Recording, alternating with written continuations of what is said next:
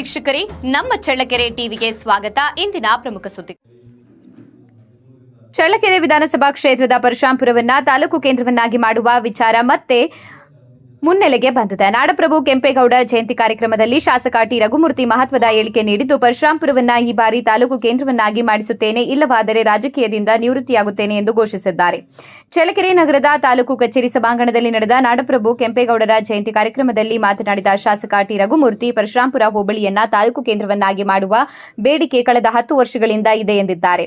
2013ರಿಂದಲೇ ಈ ವಿಷಯವನ್ನ ವಿಧಾನಸಭೆಯಲ್ಲಿ ಹಲವು ಬಾರಿ ಪ್ರಸ್ತಾಪಿಸಿದ್ದು, ಸರ್ಕಾರಕ್ಕೆ ವರದಿ ಸಲ್ಲಿಕೆಯಾಗಿದೆ, ತಾಲೂಕು ಕೇಂದ್ರಕ್ಕೆ ಶಿಫಾರಸು ಕೂಡ ಆಗಿದೆ ಎಂದು ತಿಳಿಸಿದ್ದಾರೆ. ಈ ಅವಧಿಯಲ್ಲೇ ಪರಶುರಾಂಪುರವನ್ನ ತಾಲೂಕು ಕೇಂದ್ರವನ್ನಾಗಿ ಮಾಡಿಸಲು ಸಂಪೂರ್ಣ ಪ್ರಯತ್ನ ಮಾಡುತ್ತೇನೆ, ಅದು ಸಾಧ್ಯವಾಗದಿದ್ದರೆ ರಾಜಕೀಯದಿಂದ ನಿವೃತ್ತಿಯಾಗುತ್ತೇನೆ ಎಂದು ಶಾಸಕ ಟಿ ರಘುಮೂರ್ತಿ ಘೋಷಿಸಿದ್ದಾರೆ.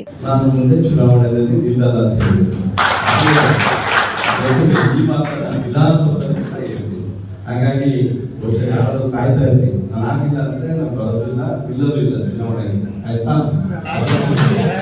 ಆದ್ರೆ ಮಾಡ್ತೀನಿ ಅಂತ ಹೇಳ್ತಾರೆ.